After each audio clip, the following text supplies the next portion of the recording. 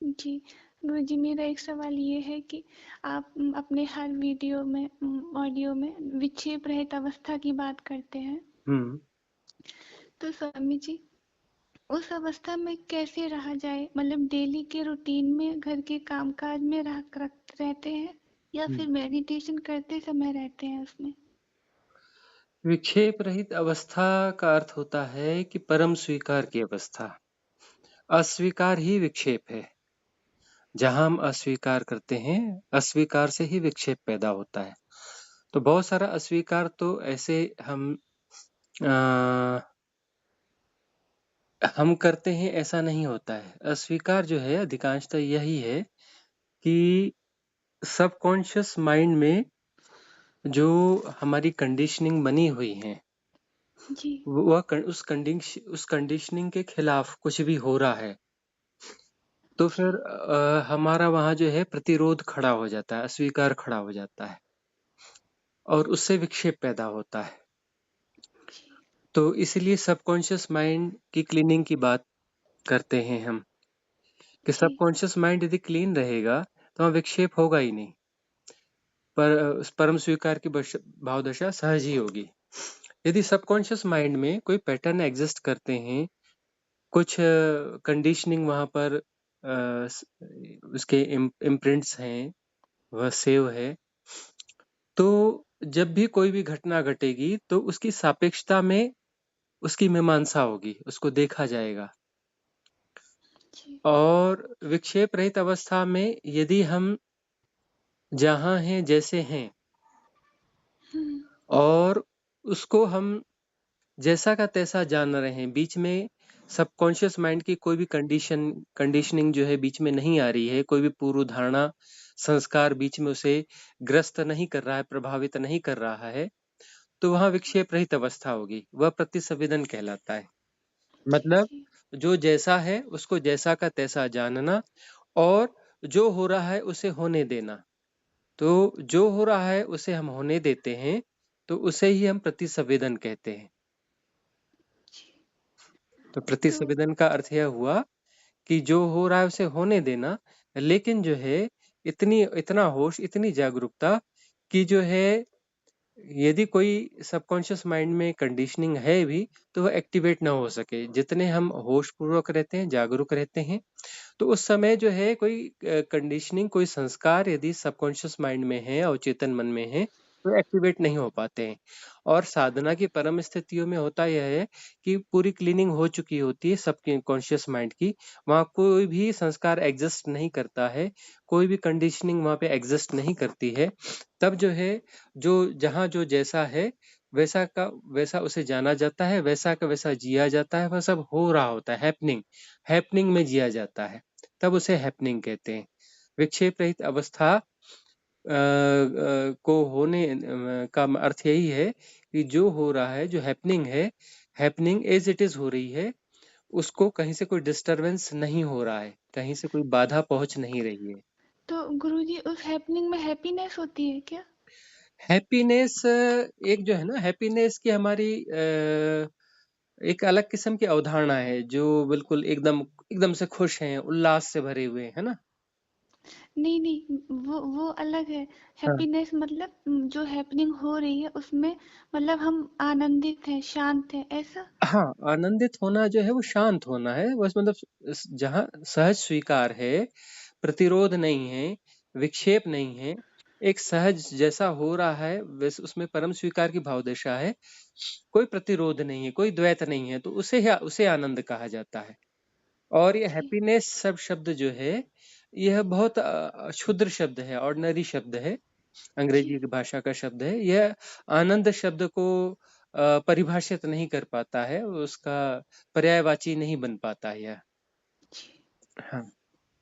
जी। जी।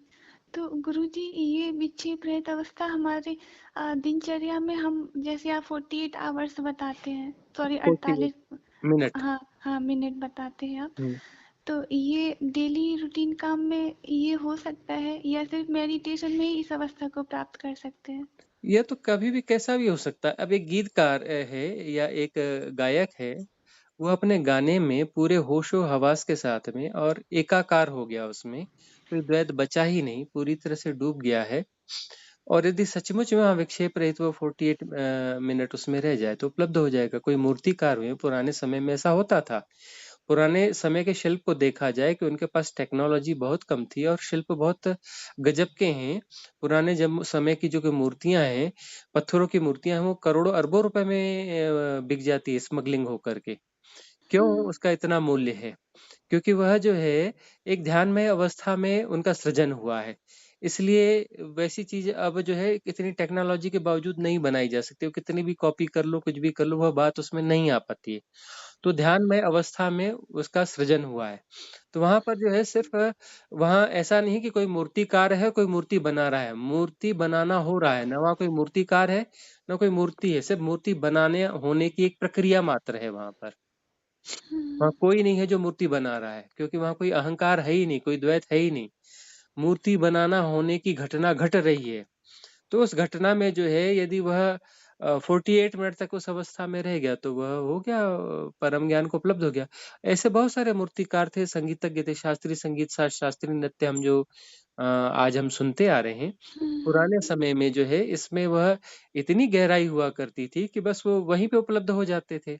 अब गुरु नानक देव जी हैं, उन्होंने गा गा के परमात्मा को पा लिया, उस परम अवस्था को गा गा के ही पा लिया, है ना? जी जी हाँ, बहुत सारे ऐसे हुए हैं कि किसी ने नृत्य करके पा लिया, किसी ने गा के पा लिया, किसी ने शिल्प के माध्यम से पा लिया, है ना? जी जी अब और कबीरदास जी ने जो है वो तो बस वो बुनते बुनते जो है चदरिया बुनते बुनते राम को बुन लिया, है ना? वो उपलब्ध जी हो गए। जी जी और गुरुजी एक ये है कि प्रेम जो है वो दो तरह के होते हैं क्या? एक सामाजिक और एक आध्यात्मिक, ऐसा भी है क्या? नहीं नहीं, एक प्रेम जो सचमुच का प्रेम होता है और एक प्रेम होता है सामाजिक, का मतलब नकली प्रेम। जी सामाजिक व्यवस्था के लिए एक अभिनय पूर्वक प्रेम जो दिखाया जाता है, जबरदस्ती का ओढ़ा जाता है ना? जी वह नकली प्रेम हुआ। और दूसरा? दूसरा जो फिर जो प्रेम हमारे द्वारा किया हुआ नहीं है, वह होता है, अपने से होता है, अपने से आया है। आध्यात्मिक। आध्यात्मिक प्रेम जिसको हम पैदा नहीं कर सकते, वह है ही, हमसे बड़ा अच्छा, है और हम जो है उसमें बाधा नहीं बनते, तो वह हम में प्रकट हो जाता है। वह हमारे भीतर हमारी गहराई है। तो वो फिर प्रदर्शित कहाँ होगा वो आध्यात्मिक नहीं, वो प्रेम? प्रदर्शित नहीं होगा, वह तो जैसे खुशबू निकलती है फूल से वैसा जी होगा। और एक जो है सामाजिक प्रेम का मतलब होता है, एक नकली फूल है, उसके ऊपर में सेंट का स्प्रे किया हुआ है। वो होती है ना, स्प्रे आते हैं खुशबू वाले, जी मार्केट में मिलते हैं। जी तो वो सामाजिक प्रेम हो गया, है ना? और जी वह जो है नेचुरल एक फूल खिला है और उसमें से खुशबू उड़ रही है। सूर्य उगा है और उसमें से वो खिलावट हो रही है, खुशबू उड़ रही है। तो जी वह जो है वास्तविक प्रेम है। जी जी हम्म। तो तो आध्यात्मिक प्रेम के बारे में थोड़ा, ये सबके लिए होता है क्या? जैसे मैं ऑर्गेनाइज हूँ, नहीं होता। मेरे। आध्यात्मिक प्रेम प्रेम ऑर्गेनाइज नहीं करता। कोई बोले कि तुम मुझे आध्यात्मिक प्रेम करो, कोई नहीं कर सकता। आध्यात्मिक प्रेम किया नहीं जा सकता, वो अपने से होता है तो ना? ये किसी पर्सन के लिए होता है, किसके नहीं लिए नहीं होता नहीं, है? वो किसी पर्सन के लिए हो ही नहीं सकता। खुशबू जो फूल खिलता है उसकी खुशबू उड़ती है, वो बिल्कुल नहीं देखता कि मेरे पास में कौन खड़ा है, पापी है कि पुण्यात्मा है, कि अच्छा है कि बुरा है, कि जीव है कि जंतु है, हाँ? कीट है कि जी पतंगा है। वह तो बस अपना खुशबू उसकी बिखरती है, उसको कोई लेना देना नहीं कि आसपास में कौन है, किसको मिल रही, किसको नहीं मिल रही। कोई नहीं भी है तो उसको कोई लेना देना नहीं, जी जी है जी ना? वह प्रेम पूर्ण है, वह एक भाव दशा जी है जी ना? वो प्रेम पूर्ण होना है, वो हमारा होना है। जो आध्यात्मिक प्रेम कहते हैं वो हमारी बीइंग है, वो हमारा होना है, होने का ढंग है, अच्छा। वो हमारी वास्तविकता है। जी जी वो जी हाँ, वह हमारी आत्मगत अवस्था है। मतलब समझ प्रेम और गई। आत्मा ये जो कि अलग अलग चीज नहीं है। जी जी हाँ, जी आत्मिक गहराइयों में हम प्रेममय होते हैं। मतलब तो जैसे, प्रेम ही परमात्मा है, इसलिए कहा जाता है ना, प्रेम ही परमात्मा है। जी जी तो जैसे गुरुजी, जो हस्बैंड वाइफ का जो रिलेशन होता है, जो संबंध होता है, वो सामाजिक है? वो सामाजिक संबंध है, सामाजिक समझौते के तहत में एक संस्था जी है ना? एक बिल्कुल। व्यवस्था बनाई गई, एक शब्द दे दिया गया कि पति और पत्नी, एक शब्द दे दिया गया, एक संस्था बना दी गई। उस संस्था को विनिर्मित करने के लिए जो है समाज के बहुत सारे लोगों को गवाही देनी पड़ती है, इकट्ठे होना पड़ता है, बैंड बाजे बजाने पड़ते हैं, रिचुअल्स करने पड़ते हैं कि भाई ये कुछ है, इसको देख लो, समझ लो, स्वीकार कर लो, है ना। उसकी फिर जी, कानूनी प्रक्रियाएं भी चालू कर दी गई पैरेलली, उसके सर्टिफिकेट बनने लग गए हैं, उसके लिए कार्ड छापे जाते हैं। वो मतलब एक जो है उस सामाजिक व्यवस्था को स्थापित करने की कोशिश की जाती है, क्योंकि सत्य तो है नहीं, जी, जी, सत्य जी, तो है नहीं, लेकिन उसको सत्य उसको स्थापित करना है, समाज उसके बगैर चलेगा नहीं। तो ये जी, संस्था जी, जो है उतनी सक्सेस संस्था है भी नहीं, बहुत गहरे जी, में देखें तो लोग अपना इसमें खुश होते भी नहीं, रहते भी नहीं है, लेकिन जी, फिर भी जी, चलती है क्योंकि इसके बगैर काम चलता नहीं समाज का। जी, तो इस जी, संस्था को चलाया जाता है। जी। और तो ये सामाजिक प्रेम हो गया, और आध्यात्मिक प्रेम वो अपने आप होता है किसी के प्रति। नहीं, किसी के प्रति नहीं हो सकता। आध्यात्मिक प्रेम जी। किसी के प्रति नहीं होता, वो हमारी भाव दशा है, जो सामने आएगा सब हमारा से प्रेम ही होगा, हमारा प्रेम ही झलकेगा। वह कोई प्रेम भी कोई हो, लेन देन वाला प्रेम नहीं होता वह। कोई भी हो, हाँ, लेन देन वाला नहीं हो, कोई भी हो, मम्मी पापा हो, भाई बहन हो, और पड़ोसी हो, ये हो, पड़ोसी। रास्ते में गुजरता आदमी हो, हाँ। फूल हो, पत्ता हो, कीड़ा हो, मकोड़ा हो, हाँ, जी। पक्षी तो वो हो, सबसे एक जैसा वो किसी प्रेम को करेगा। हाँ बंटवारा नहीं करता कि ये वो मतलब वो उसके ऊपर वहाँ कोई नहीं भी है तो भी वो प्रेम में रहेगा। प्रेम पूर्ण हमारी हमारी भाव दशा है, प्रेम हमसे जो है खुशबू की तरह उड़ता रहेगा। प्रेम पूर्ण हमारी भाव दशा है, कोई नहीं भी है तो तब भी हम प्रेम पूर्ण है। कोई अच्छा। उसके लिए कोई होना जरूरी थोड़ी ना है, वो प्रेम पूर्ण हमारी अवस्था है।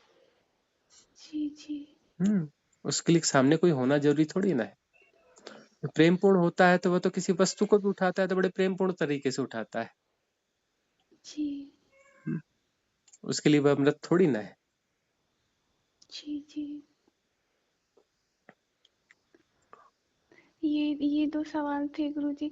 और आज एक वीडियो सुना, उसमें एक लोग बता रहे थे कि विक्षेप रहित अवस्था में पहुंचना बहुत मुश्किल है, बहुत बहुत, मतलब इसको हाइपर बता रहे थे कि इसमें जाना तो बहुत ही इम्पॉसिबल है, ऐसे बोल रहे थे। तो फिर ऐसा है कि एक गणित था, साधारण गणित था। जी, इस पे एक प्रयोग किया गया। एक जी, क्लास में जो है 40 बच्चे थे, तो जी, उसमें से 20 बच्चों को उठा करके रैंडमली दूसरे जी, रूम में बिठा दिया गया और 20 बच्चों को एक दूसरे रूम में बिठा दिया गया। एक 20 बच्चों को बताया गया कि ये जो गणित है, ये हम यहाँ पर लिख रहे हैं, इसको सॉल्व करना है सब बच्चों को। ये ऐसा कठिन है कि दुनिया का सबसे कठिन गणित है। ये जी, आपके यहाँ के जो प्रोफेसर्स हैं, प्रिंसिपल हैं, ये भी इसे हल करने में बहुत मुश्किल अनुभव करते हैं। बड़े-बड़े प्रोफेसर्स हैं, वो भी बड़ी मुश्किल से हल कर पाते हैं। दुनिया में बहुत कम लोग इसको हल कर पाए हैं, इतना कठिन गणित है। लेकिन फिर भी हम प्रयोग कर रहे हैं और ये देखना चाहते हैं कि यहाँ पर कोई बच्चा है क्या इस गणित को हल कर सकता है। और जी, वो लिख के उनको एक समय दे दिया गया कि आधे घंटे के अंदर इसको हल करना है। वही फिर जो है दूसरी क्लास में गए जहाँ तक कि 20 बच्चे यहीं के उठा के बिठाले गए थे। जी, उनको वही गणित लिख के दिया गया और बोला कि बच्चों, यह गणित आपको हल करना है, आधे घंटे का समय है। यह बहुत साधारण गणित है, ऐसा गणित है कि तुम्हारी जो छोटी क्लास के बच्चे हैं वो भी इसको 2 मिनट में हल कर लेते हैं। जो जी, छोटी छोटी क्लास के बच्चे 2 मिनट में हल कर लेते हैं। हमने ऐसा कोई भी बच्चा या कोई भी आदमी नहीं देखा कि जो इसको हल ना कर सके। जो कम पढ़े लिखे लोग हैं, बाहर के लोग हैं, वह भी शायद इसे हल कर लेंगे। जी, तो इस प्रकार से वही गणित उनको भी दिया गया और वही गणित उन्हें दिया गया। तो वो जो है जहाँ पर बताया गया था कि बहुत कठिन है, आधे घंटे में मुश्किल से 3 से 4 बच्चों ने उसे हल कर पाए। और यहाँ पर जो है 10 मिनट नहीं हुआ और सारे बच्चों ने इसे हल कर दिया, जो बाकी जो दूसरी क्लास के बच्चों ने। ओ, तो ये विक्षेप रहित अवस्था जो है बहुत कठिन है, जो सुनता रहेगा तो उसके लिए कठिन हो जाएगी। और हम कहते हैं कि ये सहज चीज है, परमात्मा कोई कठिन चीज नहीं है, परम अवस्थाएं कठिन नहीं है। वह हमारी स्वाभाविक नियति है। अपनी नियति को तो हमें प्राप्त करना ही है, वो हम प्राप्त कर ही लेंगे, क्यों, हमारी सहजता है ना। सेपरेशन को हमने बहुत जी लिया है, हमसे हम साधना कर रहे हैं, मतलब सेपरेशन को विड्रा करने की समझ कहीं आ रही है, तो विड्रा हो जाएगा तो उसी को विक्षेप रहित अवस्था कहते हैं। तो यह तो हो जाएगा। तो हम जो है इस प्रकार से इस गणित को समझा रहे हैं, ठीक है ना। तो जी, अब जो है किस कौन सी क्लास में पढ़ना है तो उस क्लास में जाओ और पढ़ो। उस क्लास में पढ़ना है तो उनके साथ पढ़ो। और दोनों में पढ़ते रहोगे तो कंफ्यूजन में रहोगे तो उलझते पुलझते रहोगे, है ना। तो ऐसे जी, बहुत सारे लोग हैं जो कि चीजों को कठिन बना देते हैं, और कबीरदास जी कहते हैं साधो सहज समाधि भली। समाधि वाली। है ना? सब सहज जी, है और सहज समाधि हो जाती है कि कठिन के चक्कर में क्यों पड़े हो? जी, जी। तो जिनको कठिन चाहिए वो कठिन राह पे जाते हैं, है ना? जी, जी, जी। हुँ, मैं समझ गई, मैं आपकी बात बहुत अच्छे से समझ गई गुरुजी। हुँ। क्या है कि मैं उस ग्रुप में बहुत पहले से जुड़ी हूँ, लगभग 1 साल हो गया है। हाँ, तो हम ऐसे तो बहुत सारी जगहों से जुड़े रहते हैं जो गार्बेज हम ना अपना हमारे सर पे डालते रहते हैं और हम ना सिर खोल के चालू रखते हैं कि डालो डालो, ये कूड़ेदान है, हमारा सिर नहीं है, ये कूड़ेदान है, अपना कूड़ा डालते रहो। जी। और आध्यात्म के नाम का कूड़ा, इस नाम का कूड़ा, उस नाम का कूड़ा डालते रहो कूड़ा, है ना? तो जी, लोग अपना अपना सिर खोल के बैठे रहते हैं, अपना कूड़ा डालो, ये हमारा सिर नहीं है, गार्बेज बॉक्स है। जी, जी, जी। गुरुजी, और वो ये भी कहते हैं कि हम ही को-क्रिएटर हैं। और ये कहते हैं कि आप लोगों को विश्वास नहीं होगा कि आपने अपने आसपास की जो दुनिया मतलब जो चाही है, जो मिली है, वो आपने ही क्रिएट की है। हुँ, आप ही को-क्रिएटर हो, हम सब को-क्रिएटर हैं। हुँ। तो इसका क्या मतलब है? अब देखो समझिए। कि हर व्यक्ति ने अपना संसार खुद का गढ़ा हुआ है, ठीक है ना? जी। हाँ, एक जो 4 व्यक्ति बैठे हैं और कोई दृश्य देख रहे हैं, तो चारों को वह दृश्य एक जैसा नहीं दिखता है। किसी को कुछ दिखता है, किसी को कुछ दिखता है, किसी को कुछ दिखता है ना? हुँ, ऐसे ही मान के चलो कि एक बगीचा है, उसमें जो है अलग-अलग लोग गए हैं। तो एक जो है एक जो लकड़ी का व्यापारी है वो गया, तो देखेगा अरे हाँ, ये लकड़ी बड़ी महँगी है, ये लकड़ी बेकार है, ये जलाऊ के काम आएगी, वो किस काम आएगी, इस तरीके से बगीचे को देखता है। ठीक है जी, ना? जी। वो चाहता है कि हाँ, ये लकड़ी मिल जाती तो बड़ी अच्छी थी, इसको काट के ले जाऊँ क्या इस पेड़ को, कैसे मिल जाएगी? एक माली आता है तो कहता है कि यह फूल अच्छा है, यह फूल अच्छा है, यह फूल ठीक से नहीं किया, मैं रहता तो इसको और सजाता, इसको और पानी देता, इसको ये करता। एक माली ऐसा देख रहा है। एक चित्रकार आएगा तो फूल को देख के मुग्ध हो जाता है। वह जो है अपना कैनवास फैलाता है, उस फूल को जो है उसमें उकेरने की कोशिश करता है, उस पौधे को, कैनवास को, बगीचे को। एक कवि आता है, देख के मुग्ध हो जाता है, डोलने लगता है और वह जो है एक कविता लिखता है, गीत गाता है ना? उस बगीचे में हुँ, आकर के। हुँ, है ना? तो हुँ, अलग-अलग व्यक्ति आए हैं और अलग-अलग हो जाते हैं। एक जो है साधना करने वाला व्यक्ति, एक साधक जो है, एक साधु है वो आता है, वो फूलों को देखता है, उनके साथ डोलने लगता है, वृक्षों के साथ डोलने लगता है, आत्ममुग्ध हो जाता है और वहाँ बैठ के ध्यान में मगन हो जाता है। तो यहाँ हुँ, पर इतने सारे व्यक्ति आए और सबकी भावदशा अलग-अलग थी। वहाँ पे सबने अपना जो है वो सब अलग-अलग अवस्थाओं को जी रहे हैं। सब अलग-अलग अवस्थाओं को जी रहे हैं। तो वह स्थान तो एक है ना? हुँ, हुँ, वह स्थान और परिस्थिति तो एक है, लेकिन तब भी उनका संसार जो है, उनका संसार अलग-अलग हुँ, है ना? हम अपना संसार अपने साथ लेके चलते हैं। मतलब ये कि हमारी पूर्व धारणाएँ क्या हैं? उन पूर्व धारणाओं को हम लेकर जो है चल रहे होते हैं। वही घर में कुछ लोग हैं, कुछ लोग साधना करते हैं, कुछ लोग साधना नहीं करते हैं। रह तो उसी घर में रहे हैं, ठीक हुँ, है ना? किसी कोई धन को ज़्यादा महत्व देता है, कोई किसी को सबकी प्रायोरिटीज़ अलग-अलग हैं। तो अपनी-अपनी प्रायोरिटीज़ को हम जी रहे हैं। हम अपनी-अपनी प्रायोरिटीज़ को जी रहे हैं। कोई डरा हुआ व्यक्ति है उसको हर जगह डर लगता है। कोई हँसी-खुशी में रहने वाला व्यक्ति है वो सब जगह मित्रता बना लेता है, वहाँ हर जगह उसे हँसी-खुशी मिल जाती है। हुँ, जी, जी। हुँ। मतलब हम ही को-क्रिएटर हैं। मतलब हम ये ही क्रिएटर हैं। को-क्रिएटर क्या क्रिएटर ही हैं, को-क्रिएटर क्या है? क्रिएटर ही हैं। अपना भ्रम अपनी भ्रम की दुनिया हमने खुद ने बनाई हुई है। तो और जो गुरु है एक ऐसा है कि हम अपनी क्लीनिंग की जो बात कह रहे हैं, उसमें यदि क्लीनिंग हो जाती है पूरी, सबकॉन्शियस माइंड की पूर्व धारणाओं की, तो उसके जी, बाद में जो है प्रतिसंवेदित होते हैं, तब जो जैसा है, जैसा का तैसा जाना जाता है और जो हो रहा है उसे होने दिया जाता है। अभी तो तो वहाँ सब जाने वहाँ जा पर रहा हम है हाँ, गुरुजी। वहाँ तो हम परमात्मा ही होते हैं क्योंकि परमात्मा से अलग हम है ही नहीं। एकाकार हो हुँ, गया ना, परमात्मा और हम एक हो गए। हुँ, हुँ, तब तब अहम ब्रह्मास्मि, मैं ही हूँ। मेरी जी, ही लीला है सब कुछ। दूसरा कौन है यहाँ पर? जी, मैं ही हूँ और उस मैं में कोई अहंकार नहीं है क्योंकि दूसरा है ही नहीं, कहाँ अहंकार? जी, सेपरेशन जी। है ही नहीं। सेपरेशन में अहंकार होता है कि मैं बड़ा और बड़ा और छोटे का सवाल ही नहीं, दूसरा कोई है ही नहीं। हुँ, हुँ, समझ गई।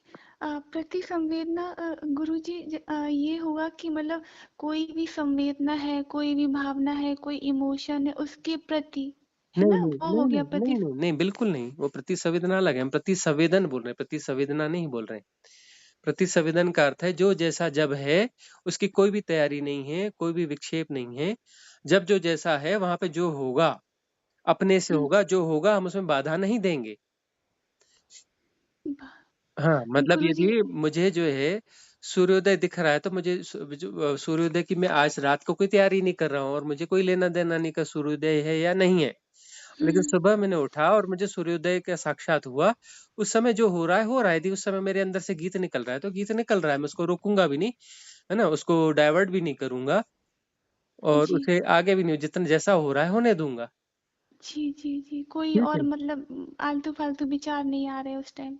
मतलब जो जो हो रहा जैसा है वो हो हो रहा रहा है। है हाँ, उसे वैसे ही उसे उसको उसे होने दिया जा रहा है, बीच में कोई होने बाधा नहीं दी जा रही है। जी, अपने जी, से हो रहा है ना। अरे मैं जी, गीत गाऊंगा तो लोग क्या बोलेंगे, अरे ये ऐसा क्या है, अरे सूरज जी। क्या, आज क्या गर्मी का समय है क्या, अरे फलाना ऐसा है क्या।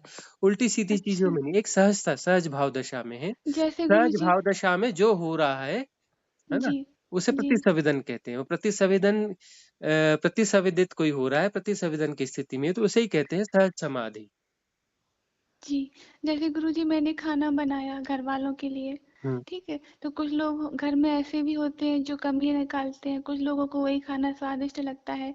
तो यहाँ जब मैं किचन से आ रही हूँ, मैं एक दशा बता रही हूँ अपनी, हम्म यहाँ जब मैं किचन से खाना लेकर आ रही हूँ, हम्म तो मेरे मन में ये भाव आए कि ये लोग तो हमेशा कमी ही निकालते हैं, देखो आज भी कुछ कमी ही निकालेंगे। तो ये पॉइंट सही नहीं है, ये विक्षेप रहित अवस्था नहीं है ना हम्म। गुरुजी? मैं हम जैसे किचन से नहीं हमने खाना हाँ, लेकर आऊँ हमने जो अपना भोजन बनाया, अपना सर्वश्रेष्ठ दिया, भोजन परोस दिया, फिर जो होगा सो दे होगा। उसका जी, गुणा भाग नहीं है। जी, जी, हाँ, जी। जहाँ गुणा भाग है वहां पर प्रतिसंवेदन नहीं, गुणा भाग रहित अवस्था है तो वहां पर जो जैसा होगा होगा, वह समझ गई प्रतिसंवेदन गुरुजी। होगा। अब ये है कि किसी ने कुछ कह दिया तो उस समय उसके लिए कि अरे जो है किसी ने कह दिया तो अरे चुप रह जाओ, क्या वो करना है, ये मतलब पूर्व तैयारी हाँ, हाँ, हाँ, है हाँ, ना। हाँ, हमें बिल्कुल। कुछ नहीं बोलना है, या फिर कुछ बोल हमें दिया तो अरे नहीं संस्कारी नहीं बन तेरे के को रहना हाँ, है। या तो फिर अरे कुछ हुआ तो मैंने तो वाट लगा देनी है, ऐसा कैसे कोई बोलेगा, है ना। तो ये भी पूर्व जी, तैयारी है, और पूर्व तैयारी नहीं है। उस समय जैसा होगा, मेरी कोई पूर्व जी, तैयारी नहीं है, उस समय जैसा होगा जो आएगा आएगा भीतर से, उस समय जो रिस्पॉन्स आएगा आएगा, अपने आप जो भीतर से रिस्पॉन्स आएगा आ जाएगा। हाँ, गुस्सा उसको आएगा वो मैनेज, ठीक है, जो भी अगर आएगा आनंद आएगा, आया उसकी वो कोई ठीक पूर्व है। पूर्व तैयारी नहीं है, कुछ भी जी, प्रतिसंवेदन है। जी, जी, प्रतिसंवेदन उस समय वो प्रामाणिकता के कारण आ रहा है, प्रामाणिकता से प्रतिसंवेदन आएगा, वो प्रतिसंवेदन होगा तो उसका जो है वह विक्षेप नहीं बनेगा, उसका कोई इम्प्रिंट नहीं बनेगा, सबकॉन्शियस माइंड अवचेतन मन में उसका कोई संस्कार नहीं बनेगा। जी, समझ हम्म गई। हम्म। और गुरुजी कर्म हमारे किससे बनते हैं? कर सबकॉन्शियस माइंड में? हाँ मतलब ये कि हमें जहाँ जो जी रहे हैं, जी, जो जहाँ भी जी रहे हैं वहां यदि हम प्रामाणिक रूप से नहीं जी रहे हैं, मुझे अच्छा, क्रोध कर आ रहा है और मैं क्रोध नहीं कर रहा हूँ, या मुझे हंसी आ रही है मैं हंस नहीं रहा हूँ, तो फिर जो है अच्छा, स्वाभाविक जीवन नहीं है। तो स्वाभाविक जीवन नहीं है तो वह भीतर दब गया, सप्रेस हो गया, सप्रेस हो गया तो उसका इम्प्रिंट बन गया। वह इम्प्रिंट जो है सबकॉन्शियस माइंड में बना, अवचेतन मन में बना, वह कर्म बन गया। जी, जी, जी, अस्वाभाविक जीवन जो है वो कर्म बन जाता है, स्वाभाविक जीवन जो है जिसे हम प्रतिसंवेदन कहते हैं वह कर्म नहीं बनता। जैसे कृष्ण प्रतिसंवेदन में जिए, उन्होंने युद्ध भी किए लेकिन उनका कोई कर्म नहीं बना, युद्ध से भी कर्म नहीं बना, क्योंकि वह पूरी तरह से प्रामाणिक थे और जो प्रतिसंवेदन हो रहा था उसमें उस युद्ध का भी कोई उनका कर्म नहीं बना। जी, और वही उन्होंने शिक्षा दी अर्जुन को, जी, है ना। तू निमित्त जी, बन, तू तू है कौन, तू अपने आप को बीच में क्यों ला रहा है, तू निमित्त बन जा, जो हो रहा है उसे होने दे, होने दे तो फिर कोई पाप नहीं है। कैसा पाप, हुँ, पाप तो जी, तभी बन रहा है ना, पाप तो बन ही तभी रहा है क्योंकि तू अपने आप को बीच में ला रहा है। तू अपने आप को बीच में लाएगा ही नहीं, तू सब एक निमित्त मात्र है, जो हो रहा है, जो होना है वह हो रहा है, जो हुँ, होना है वो जो नियति में जो कुछ रचा हुआ है, जो होना नियति के हिसाब से जो जैसा होना है वैसा हो रहा है, होने दे। तू बीच में अपने आप को क्यों ला रहा है, तू निमित्त बन। हुँ, निमित्त बनेगा तो कोई कैसा पाप और कैसा पुण्य, न पाप होता है हुँ, ना पुण्य होता है, पाप भी बांधता है पुण्य भी बांधता है, पाप के भी कर्म बनते हैं पुण्य के भी कर्म बनते हैं। हुँ, तू अपने आप को बीच में न ला, निमित्त हो जा, सब हो रहा है, हो रहा है तो हो रहा है। उसका कर्म बंधन बनेगा कैसे, उसके इम्प्रिंट्स बनेंगे कैसे? भाई मैं तो बीच में हूं ही नहीं, तो इम्प्रिंट कहाँ से आए? मैं कर रहा हूं तो कर्म संस्कार बनेगा। हम जहाँ मैं का बोध ना हो। हाँ, जब मैं होगा ही नहीं वहां, तो फिर वो परमात्मा के माध्यम से हो रहा है, हम निमित्त मात्र हैं। हम्म, कोई सेपरेशन है नहीं, सेपरेशन है तो वहां उसके रिकॉर्ड बन जाएंगे, सेपरेट रिकॉर्ड बनेंगे और रिकॉर्ड से उस सेपरेशन को मजबूत करेंगे। हम्म, जी। हाँ, और यदि सेपरेशन है ही नहीं, और तब वहां रिकॉर्ड बनेंगे कैसे? सेपरेशन के रिकॉर्ड जो है वो बनते हैं। जब सेपरेशन है ही नहीं तो उसका रिकॉर्ड ऐसे कैसे बनेंगे? उसके कोई आकाशीय रिकॉर्ड होंगे भी तो वह किसी सेपरेशन को मजबूत नहीं कर रहे होंगे। वो हम्म, हमारे सेपरेशन के भीतर, हमारे जो सेपरेट हमारा जो अवचेतन मन हम्म, है ना, उसमें उसमें वह इम्प्रिंट नहीं आएंगे, तो कोई कर्म बनेगा ही नहीं। हम्म। गुरुजी, अभी ये दशा हो गई है मेरी कि मुझे न हर्ष होता है, न दुख होता है, न खुशी है, न खुशी है, न गम है। और यही मन यही में। सम स्थिति है, इसे सम स्थिति कहा जाता है, समता भाव। और सम स्थिति ही साधक जो है सम स्थिति की साधना करता है। तो लेकिन गुरुजी, मुझे ऐसा लग रहा है कि कहीं मैं बेहोशी वाली जीवन तो नहीं जी रही हूँ। यह जो है होशपूर्ण जीवन में समता का भाव होता है, सम दशा रहती है ना। जी, उसमें कोई एक्साइटमेंट नहीं होता, कोई दुख नहीं जी, होता, कोई जी, कुछ जी, नहीं होता, एक समता की भाव दशा रहती है। जी। जो बात आज, करने का हाँ, भी जो मन बहुत नहीं कर रहा। बहुत एक्साइटमेंट में जा रहा है, बहुत अपना खुश हो रहा है, वो डिप्रेशन में जाएगा, उसको दुख भी होगा, जी, जी, क्योंकि विपरीत को उसको जीना पड़ेगा, है ना। पेंडुलम है, अप एंड डाउन का पेंडुलम है। जी, जी, पेंडुलम अप गया है तो डाउन भी आएगा, डाउन गया है तो अप भी जाएगा। जी, जी, और समता के भाव में न सुख होता है न दुख होता है। जी। तो सुख रहित दुख रहित जो समता की भाव दशा है वही आनंद है। समता की भाव दशा, सम होना, वही हम्म, आनंद है, वहां कोई एक्साइटमेंट नहीं होता है।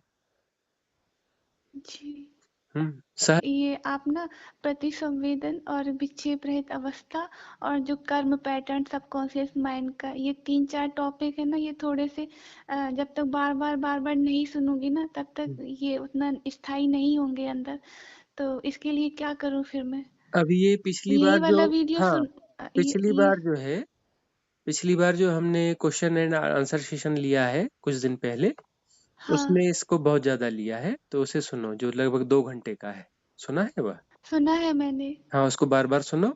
और इसलिए हम कह रहे हैं कि यह बात जो है एक निमित्त के रूप में घटी है, तो मैं मत करो, इसको निमित्त के रूप में घटी है। ना हम हैं, है ना, जी, ना हम हैं ना आप हो, ये जो है निमित्त के रूप में घटी है, और इसको सबको जाने दो, ये इस पूरे संसार के काम की चीज है, सबके काम की चीज है ना। और हो सकता है कभी ये पति के पास नहीं जाएगी, और कभी जाएगी भी तो शायद उनके उनके भी बदलाव का कारण बन जाए, उनके जीवन में कोई फ्लावरिंग हो जाए, जी। है ना। तो मैं गुरुजी को आप। हटाओ बीच से। जी। स्वामी जी, तो क्या ये पहला वीडियो मैं सुन सकती हूँ क्या ऐसे? हाँ, हम बीच बीच में उसको जब नंबर आएगा तो अपलोड करेंगे, तो सुनते जाना, है ना, अपनी पुरानी नहीं, चर्चा ये। और वो जो क्वेश्चन आंसर सेशन वाला, नहीं, नहीं, जो अभी हमारा आपका वार्तालाप हुआ है, हाँ, जो बातचीत हो रही है, तो ये वाला मैं पहला रिकॉर्डिंग मैं सुन सकती हूँ क्या इसको फर्स्ट में? तो ये हम बहुत जल्दी अपलोड कर देंगे इसको, तो उसमें फिर अपना सेव उसको कर लेना, है ना। नहीं, नहीं, सब नहीं गुरुजी, मैं ये बोल रही हूँ अपलोड करने से पहले पहले मैं सुन सकती हूँ इसको? तो पहले क्या सुनना है, हम इसको बहुत जल्दी डाल देंगे, ठीक है। मुझे थोड़ा सा वो लग रहा है गुरुजी, लोग बाग सुनेंगे उनको कैसा लगेगा ये सब? हाँ, नहीं नहीं, कुछ नहीं लगेगा, सब अच्छा लगेगा। सहज भाव दशा में आओ, ये डर जो है ना, ये डर ही हमें नीचे ले जाता है। डरने की कोई जरूरत नहीं है ना, सहज रहो। हमारे माध्यम से कुछ घट रहा है और इस संसार को मिलेगा। अब कृष्ण और अर्जुन की बात हुई और अर्जुन कहते कि नहीं नहीं, ये बात जो है कहीं रिकॉर्ड में नहीं आनी चाहिए, तो गीता आज जी, उपलब्ध होती। बिल्कुल नहीं। हाँ, और गीता उपलब्ध है तो उससे लोगों को लाभ हुआ कि हानि हुई? बहुत लाभ हुआ उससे तो। हाँ, तो ये चर्चाएं जो है इस प्रकार की चर्चाएं हैं। तो निमित्त बनो, मैं उस मैं को बीच में न लाओ। हाँ गुरुजी, लेकिन अभी कुछ 4-5 दिनों से ना थोड़ा-सा मैं अपसेट भी हुई हूँ। हम्म। हाँ, वो बस उस पता नहीं किस चीज़ को लेकर थोड़ा-सा अपसेट हुई हूँ।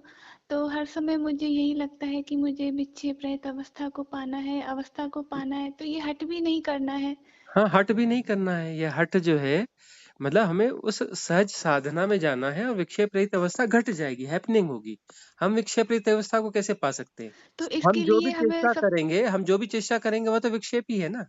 नहीं हमारी गुरुजी, चेष्टा कभी मात्र विक्षेप है ना। गुरुजी कभी आप वीडियो में ये भी बोलते हैं ना कि हम कुछ अच्छे निमित्त कुछ अच्छा करने के लिए हमें दूसरी टाइप से सबकॉन्शियस माइंड को प्लानिंग करनी होती है, प्रोग्रामिंग देनी होती है। अ, तो जैसे नेगेटिव पॉइंट होता है, जैसे आप बोलते हो मेडिटेशन विधि क्या है, नेगेटिव पॉइंट है, मगर वो ना अच्छे उसके लिए है। तो क्या हम अपने माइंड को ऐसे पूर्व में निर्देशित कर सकते हैं कि मतलब नहीं, शांत और ये अ, विक्षेप एक्चुअली रहित हाँ, नहीं, अवस्था नहीं, में इसलिए जाना तो है, ध्यान की विधियाँ क्या है? हिप्नोटाइज के ऊपर आपने बताया था। हाँ, नहीं, नहीं, ध्यान की विधियाँ क्या है? ध्यान की विधियाँ जो हैं, वो यही तो है विक्षेप रहित अवस्था के लिए जो है एक प्रोसेस है। और हम जो कुछ भी करेंगे वह विक्षेप है, लेकिन तब भी हम जो है उस मेडिटेशन में एक नेगेटिव पार्ट करते हैं ताकि जो है हैपनिंग हो जाए विक्षेप रहित अवस्था की।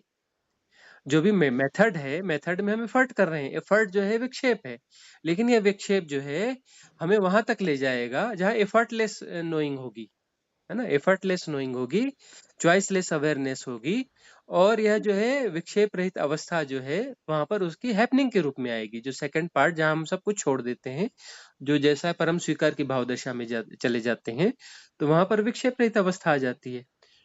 तो वह जो है वहां पे ग्लिम्स मिलेगी हमें। वह जो ग्लिम्स मिलती है, तो जो ग्लिम्स से जब हमें स्वाद आ गया किसी चीज का, उस स्वाद को हमने पकड़ने लगा, हैपनिंग हो गई, ध्यान घट गया। ध्यान तो घटता है, ध्यान किया नहीं जाता, तो उसका हमें स्वाद आने लगा। जब उसका स्वाद आने लगा, तो फिर क्या जी। होता है कि उसे फिर हम उस स्वाद को अपनी दिनचर्या में भी ला सकते हैं। वह हमको दिन में भी अचानक कभी भी आ जाएगा।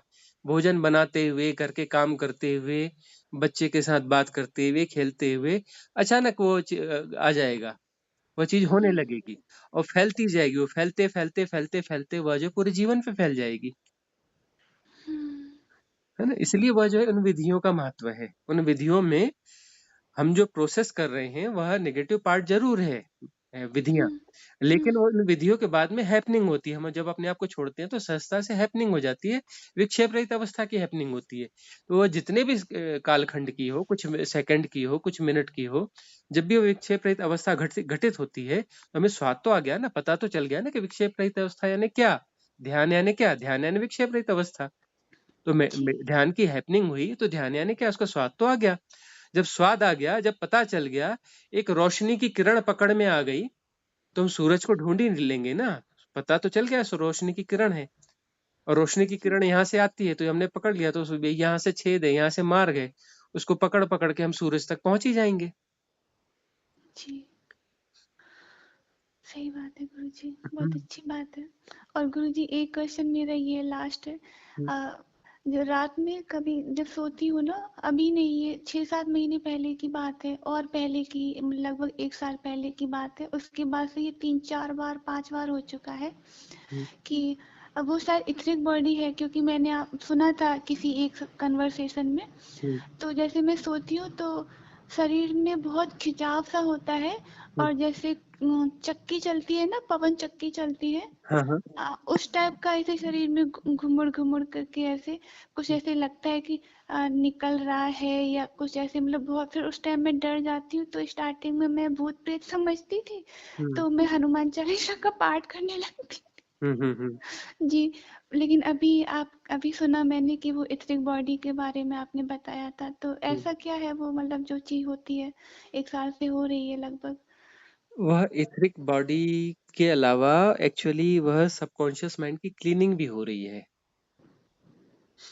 सबकॉन्शियस माइंड की क्लीनिंग भी हो रही है। बहुत सारे ऐसे जो पर हमारी। वो तो बहुत डरावना होता है स्वामी हाँ, जी। डरावना तो होगा, क्योंकि देखो, जो डिवाइन कॉस्मिक सपोर्ट सिस्टम है वह भी काम कर रहा है हमारे कार्मिक अकाउंट्स, और जो भी गार्बेज है अवचेतन मन का, उसकी क्लीनिंग के लिए वह भी प्रयास कर रहा है।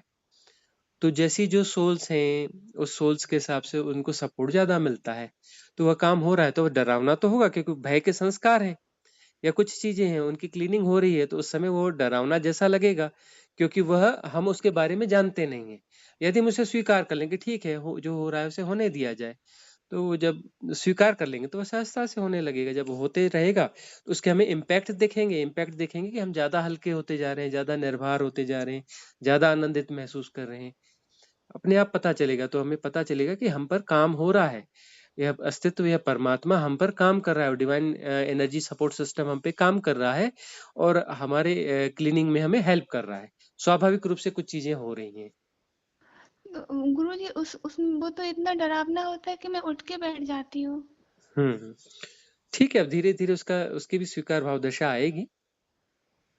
और एक बार गुरुजी शायद पता नहीं, मैं तो सो रही थी लेकिन मैंने अपने आप को बाहर हॉल में बैठा पाया। हाँ, वह जो है सूक्ष्म शरीर निकल के बैठ जाता है, वो बाहर निकल, आउट ऑफ बॉडी एक्सपीरियंस बहुत कहते हैं इसे। तो ये बिना क्लीनिंग के पॉसिबल है? नहीं नहीं, यह तो पॉसिबल है ना, क्योंकि बहुत सारी क्लीनिंग तो हो चुकी है, पिछले जन्मों की साधनाएं भी हैं। तो तो ये हाँ, आप कैसे कह सकते हैं गुरुजी की साधना है पिछले जन्म की? वह तो देखो, वो तो हम बातचीत से ही समझ में जाते हैं, और दूसरी बात, हमसे जुड़ ही वह सकता है जिसके पिछले जन्मों की साधना बहुत ज्यादा है, जिसके पिछले जन्मों की काफी ज्यादा साधना है, और कहीं ना कहीं वो जो हमसे पिछले जन्मों में जुड़ा हुआ रहा है, इसलिए जो है हम अपने पुराने वचनों के हिसाब से उन लोगों के लिए उपलब्ध हो रहे हैं, उन लोगों की फिर से के पुराने हमारे कमिटमेंट्स हैं, इसलिए हम उनके साथ अटैच हो रहे हैं, उपलब्ध हो रहे हैं। और पिछले जन्मों की जिनकी गहरी साधना है वही हमारे साथ जुड़ सकता है, जो बहुत इनिशियल स्टेज पे है साधना के, वो हमसे नहीं जुड़ सकता। ऐसा कह के तो आपने मन हल्का कर दिया स्वामी जी। हम्म। क्योंकि मैं ना इस समय ना जी पा रही हूँ, हम्म। और ना मैं संसार को छोड़ पा रही हूँ, और ना मैं संसार से दूर रह पा रही हूँ, मतलब कुछ कर ना कर सकने की हालत में हूँ। हम्म। तो अब धीरे धीरे जो है सब बैलेंस बन जाएगा, क्योंकि रहना तो अंततः संसार में शरीर, और शरीर है संसार में ना, ये शरीर या संयोग संसार में है, तो रहेगा संसार में ही। चाहे कहीं भी रहो, चाहे आश्रम में रहो, चाहे पहाड़ में रहो, रहेगा तो शरीर कहीं ना कहीं तो रहेगा ही, घर में ही रहेगा। भोजन वहां भी लगेगा ही, तो भोजन रहेगा तो भोजन बनाना ही पड़ता है ना। तो वहां पर भी जो है भोजन बनाना है, तो वहां भी कोई दुकान होगी, वहां से सामान आएगा, वहां भी कपड़े लगेंगे, वहां भी बिजली लगेगी, वहां भी पानी लगेगा, चीजें तो सब जगह लगेंगी। नहीं नहीं, मैं हाँ। वैसे संसार छोड़ने का नहीं बोल रही, हाँ। फिजिकली उससे नहीं बोल रही हूँ। हाँ। मतलब मन से संसार को छोड़ दूँ, किसी में मतलब राग ना रखूँ, किसी से प्रेम ना रखूँ। ये जो है ना स्वाभाविक रूप से होगा, एक प्रेम जो है सहज प्रेम तो होगा। उस सहज हाँ। प्रेम में अब ये है कि कोई बच्चा है, अपना बच्चा है, यदि अपना बच्चा है तो उसका एक सहज प्रेम तो होगा, लेकिन एक सहज बोध भी होगा कि एक दायित्व भी है, क्योंकि इसी शरीर से वह आया है, और ऐसी सामाजिक व्यवस्थाएं हैं उसके तहत जो इसका लालन पालन हमें ही करना है। और यह उपलब्ध है तो इसका लालन पालन क्यों ना, जो भी उपलब्ध है सामने, वो तो प्रेम पूर्वक ही होगा ना, उससे बच्चे के साथ बड़े प्रेम पूर्ण तरीके से रहा जाएगा।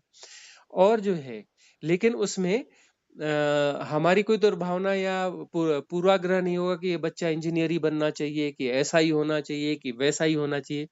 हम प्रेम देंगे, प्रेम से उसे पालेंगे, फिर आगे जैसा उसकी जो गति है, वो एक सोल है, अपनी यात्रा पर आई है, अपने उस पे जाएगी। ठीक है। अब पति हैं तो पति के प्रति जो दायित्व है वो हम कर रहे हैं, कि सामाजिक व्यवस्था के तहत उनके लिए भोजन बनाना, यह करना, वह करना। ठीक है, जो कुछ है हो रहा है, हो रहा है, ठीक है ना। जी। वहां तक जो भी रिश्तेदार हैं ये हैं, ठीक है, जो सामाजिक व्यवस्था है उसमें एक स्वीकार है कि भी ऐसा है तो है। जी गुरुजी, एक लास्ट क्वेश्चन और है हाँ। कि कभी कभी ईश्वर को जानने की और उनसे भी ज्यादा खुद को जानने की बहुत मतलब बहुत क्रेविंग होती है, बहुत हाँ। ही ज्यादा तड़प होती है हाँ, ईश्वर को जानने की और उनसे ज्यादा खुद को जानने खुद की। को तो जाने ये के मैट्रिक्स हाँ, का पार्ट है क्या? बिल्कुल नहीं, ये साधक साधक जो है, साधक के भीतर की स्वाभाविक स्थिति है। कोई गहरा साधक है तो यही तो उसकी साधना का कारण बनेगा। साधना कोई करेगा क्यों? यदि जी। यह नहीं होगा तो उसकी साधना, किसी की साधना उल्टी सीधी साधना, कोई रिद्धि सिद्धियों की साधना कर रहा है, कोई उल्टी सीधी साधना, वो साधना है ही नहीं। साधना तो इसी बात की साधना है कि ईश्वर को जानना है, स्वयं को जानना है। फिर धीरे धीरे पता चलेगा ईश्वर को जानना और स्वयं को जानना एक ही बात है, दो बातें हैं ही नहीं। ईश्वर को जानना और स्वयं को जानना दो बातें नहीं है, क्योंकि वो स्वयं को जानना है यानी ईश्वर को जानना है।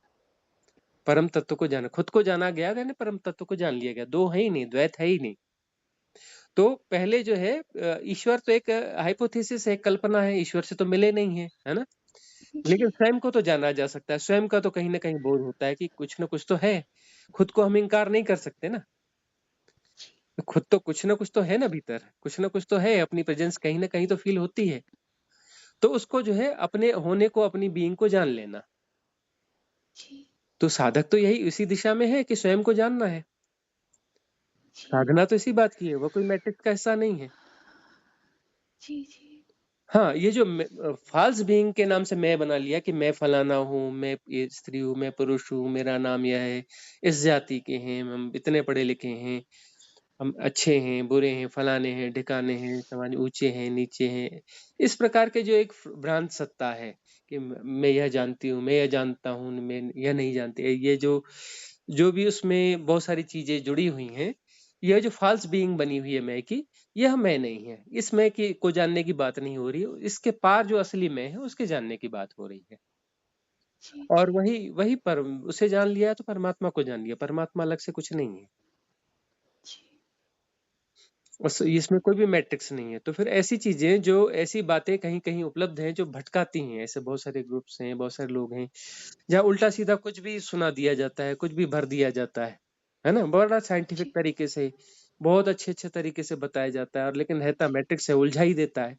बिल्कुल वो बिल्कुल सरल चीजों को कठिन बना देता है। अरे भाई, कठिन कहाँ है, क्या कठिन है ना। जी जी जी जो सहज है, सरल है, तो वही सहज और सरल ही होना चाहिए। जी हम्म।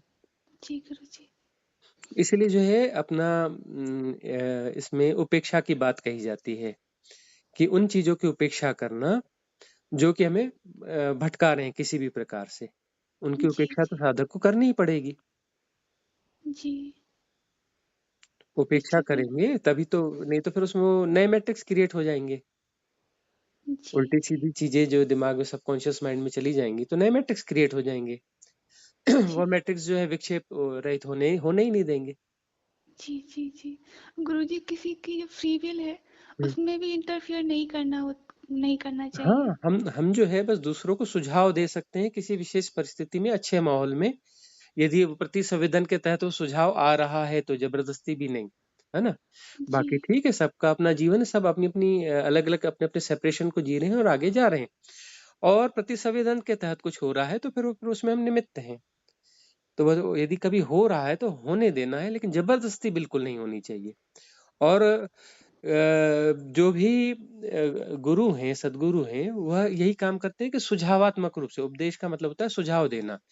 वह कोई प्रेशर नहीं देते कि ऐसा ही करना पड़ेगा, क्यों नहीं करते ऐसे। ऐसा कह रहे हैं, वो तो फिर वो अपना वो स्कूल टीचर हो गए, है ना, जो डंडा लेके उन्हें ये पढ़ो, ये होमवर्क नहीं किया डंडा पड़ेगा, मुर्गा बन जाओ, जी है ना। तो वह कोई गुरु थोड़ी नहीं हुआ। गुरु तो है कि बस एक हवा बनाता है उपदेश की, है ना, एक सुझावात्मक स्थिति बनाता है कि ऐसे में ऐसा है, वैसे में वैसा है। अब आगे जो जी है वो फ्री विल है, सबकी अपनी फ्री विल है ना। हर सेपरेशन अपनी फ्री विल को जी रहा है। जब तक उसे जीना है जिए, अंततः तो जो परमात्मा ही है, परमात्मा में विलीन ही होना है, परमात्मा ही होना है। हर सेपरेशन अंततः परमात्मा में कन्वर्ट हो जाएगा। परमात्मा जी होना ही है हर सेपरेशन को। आज नहीं कल, कल नहीं परसों, कभी न कभी जी तो वो परमात्मा हो ही जाएगा, क्योंकि परमात्मा ही है, परमात्मा के अन्यथा कुछ नहीं है। एक तो जो है वो लीला जी के तहत एक सेपरेशन को जी रहा है तो जी रहा है, तो जी भाई। जी तो गुरुजी, जैसे जब हमें स्वयं का बोध हो जाता है हम्म। और जब हम ईश्वर को जान जाते हैं, स्वयं का बोध हो जाता है, तो जो बाहरी आकर्षण है, जो बाहरी दुनिया का जो मोह है, जो प्रेम है, तो वो सब छोटा होने लगता है और वो पल्ला बड़ा हो जाता है, जो आनंद ईश्वर का है, खुद के प्रति बोध का है। नहीं नहीं, उसके बाद हम ईश्वर हैं, उसके बाद हम है ही नहीं, ईश्वर ही हैं, हम परमात्मा हो जाते हैं। परमात्मा की तरह जीते हैं। ब्रह्मचर्य सुना है ना। जी जी ब्रह्म जी की जैसी चर्या। ब्रह्मचर्य का अच्छा। मतलब वो उल्टा सीधा अर्थ कर दिया गया है। ब्रह्म का अर्थ जो है ब्रह्म की जैसी चर्या, मतलब अच्छा। ईश्वर की जैसी चर्या। हम ईश्वर हैं तो ईश्वर के जैसे जिएंगे, जैसा ईश्वर जीता है। परमेश्वरवान होता है ईश्वर। ईश्वर का मतलब परमेश्वरवान। सबके हम्म मैं ही सब कुछ हूँ, मतलब परमेश्वर है ना, मेरे के बाहर कुछ है ही नहीं। हम्म अहम ब्रह्मास्मि, मेरे बाहर कुछ है ही नहीं, जो कुछ है मैं ही हूँ, तो परम ऐश्वर्यवान हुआ ना।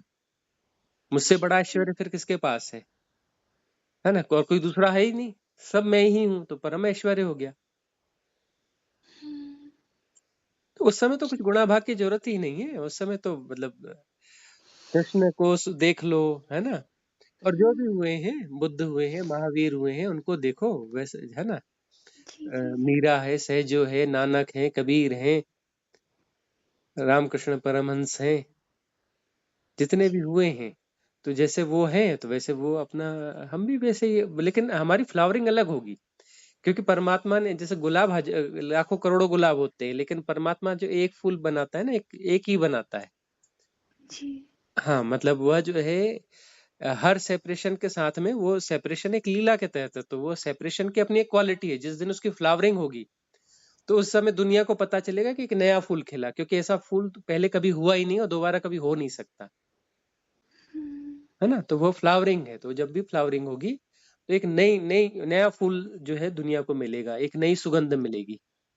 इसलिए जो है इस सेपरेशन की लीला रची गई है, हम्म, परमात्मा ही है, लेकिन इस फ्लावरिंग के साथ में वो परमात्मा स्वयं समृद्ध हो जाता है। परमात्मा ही हम्म, लेके रहेगा, लेकिन उसकी समृद्धि में एक एक प्लस और जुड़ गया। जी हम्म।